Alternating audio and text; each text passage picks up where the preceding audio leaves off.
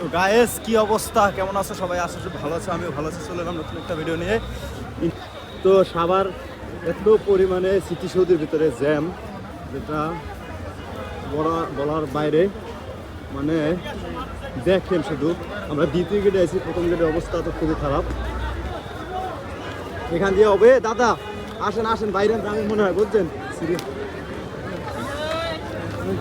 এই এটা ধরেন ধরেন ধরেন ধরেন ধরেন বাইরে বাইরে দাদা কই, ধরেন ধরেন বেরোয় যান।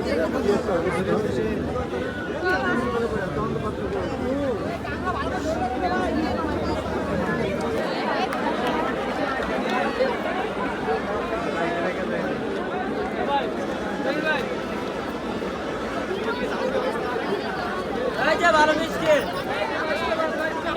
শেষ হয়ে গেল, ভালো মিষ্টি শেষ হয়ে গেল।